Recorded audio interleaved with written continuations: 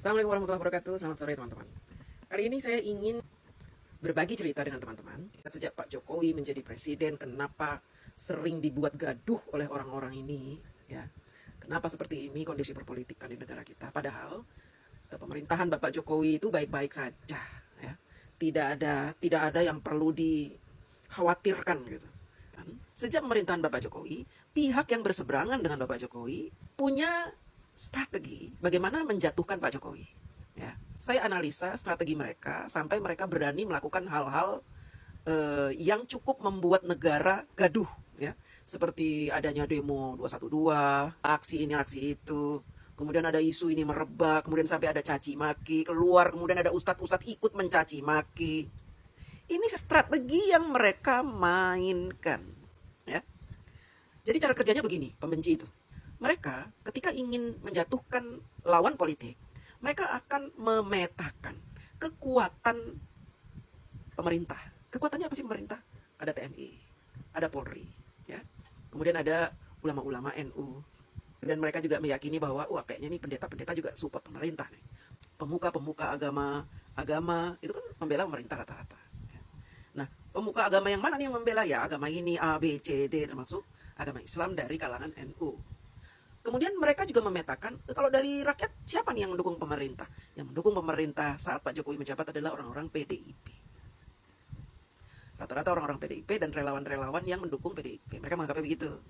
Ada juga yang rakyat biasa, rakyat awam. Rakyat awam ini orang yang tidak berpengetahuan. Begitu ya dianggapnya ya, orang-orang yang pendidikannya rendah. Termasuk mereka masukkan Naga 9. Naga 9 ini dianggap sebagai orang yang mendukung pemerintah. Karena Naga 9 selalu mengikuti arahan pemerintah untuk turut membangun negeri. Dengan menciptakan banyak lapangan pekerjaan. Setelah mereka memetakan ini semua, maka artinya mereka sudah punya bahan untuk mengeluarkan isu. Saya kasih contoh. Di era Pak Jokowi. Karena Pak Jokowi didukung oleh PDIP, maka yang muncul isunya adalah Pak Jokowi PKI. Karena semua mafhum.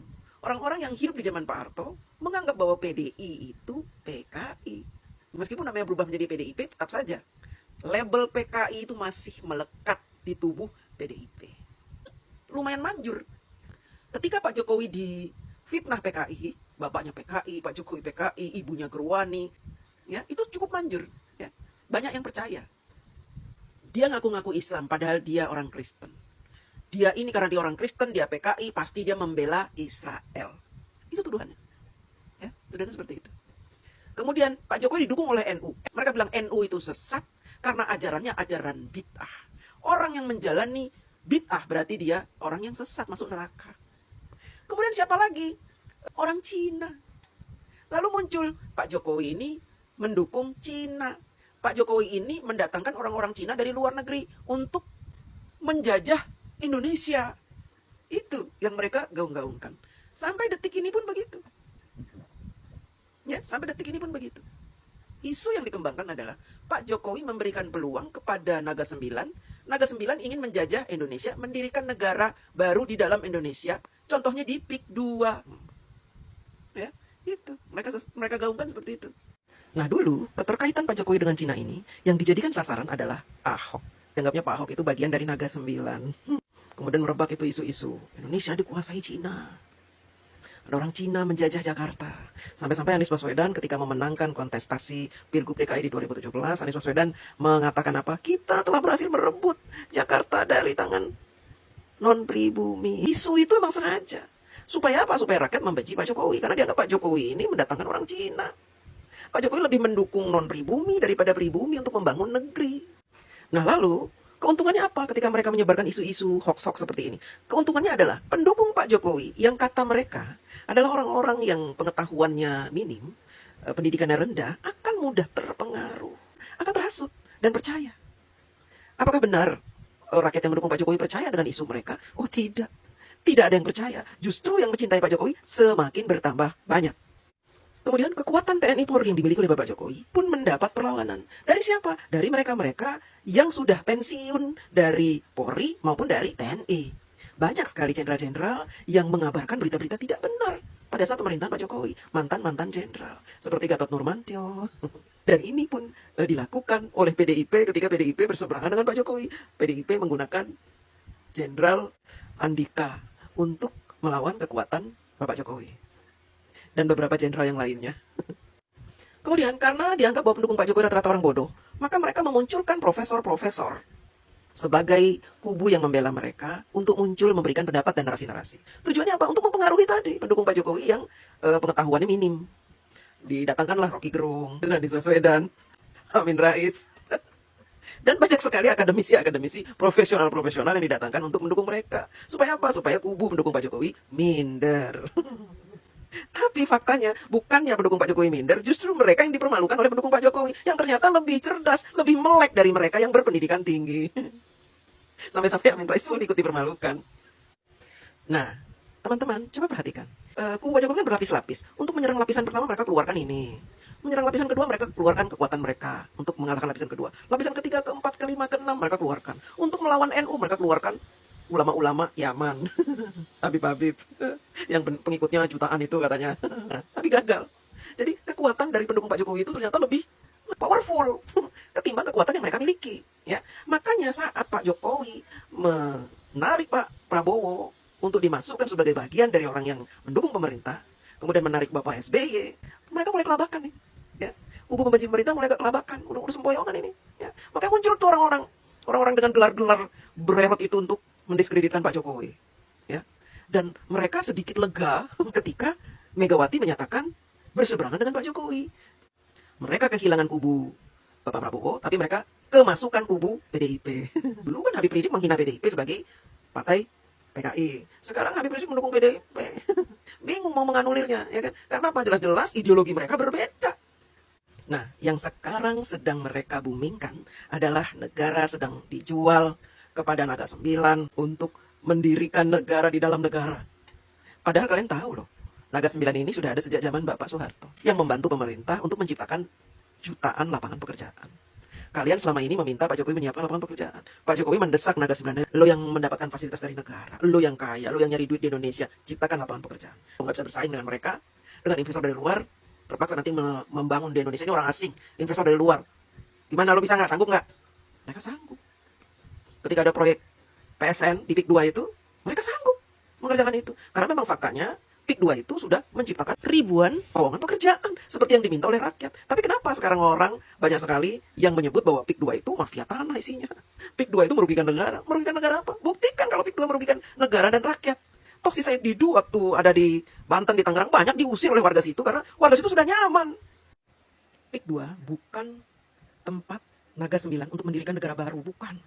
PIK 2 adalah dibangun untuk wisata. Aguan tidak hanya bikin PIK 2, perumahan-perumahan yang ada di Jakarta, gedung-gedung, hotel-hotel, kemudian infrastruktur yang ada di Jakarta, itu banyak dibangun oleh Aguan dan kawan-kawannya. Kenapa hanya PIK 2 yang kalian otak-atik dan kalian tuduh dijual kepada Cina? Aguan itu orang Indonesia. Hanya saja sebutan Naga 9 ini kayak mengerikan gitu, Naga 9 orang Cina gitu, kayak ngeri, seolah-olah Aguan itu orang Cina. Orang kita, warga negara Indonesia. Ya, jangan mau kalian dihasut. Di Banten, di Tangerang banyak kok yang pintar-pintar yang tidak bisa dihasut. Ya, banyak. Karena mereka juga menyadari adanya pembangunan di PIK 2 itu meningkatkan ekonomi mereka. Demikian. Terima kasih.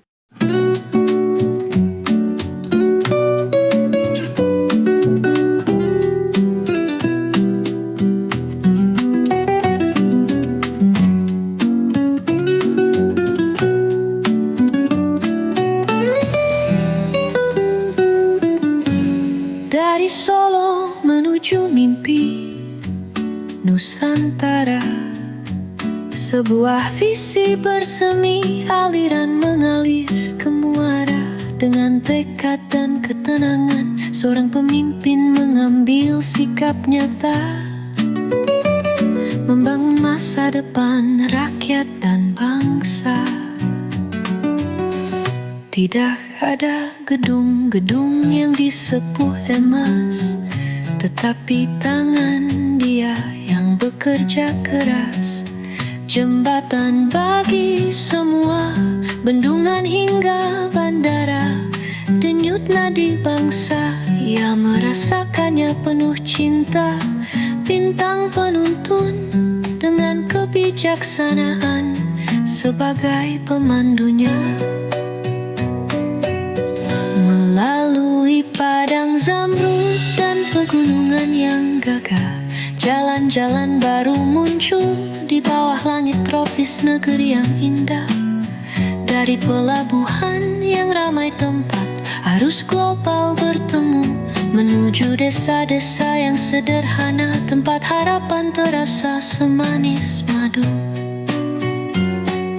Ia memperjuangkan pertumbuhan, kemajuan yang terus melaju, dengan hati terbuka untukku dan juga untukmu. Untuk setiap anak, kesempatan belajar dan tumbuh.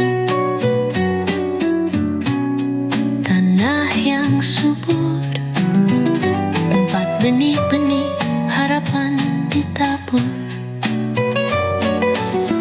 Di saat-saat penuh tantangan, mantap, tenang dan jernih, ia menenangkan keraguan dan menaklukkan setiap pedih-perih. Untuk beragam budaya, agama dan suku, dengan suara perdamaian tanpa pamrih,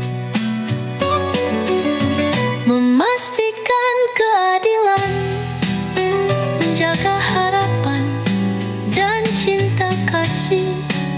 Semangat Indonesia bersinar terang, suara yang kuat bermandikan cahaya pagi nan gemilang.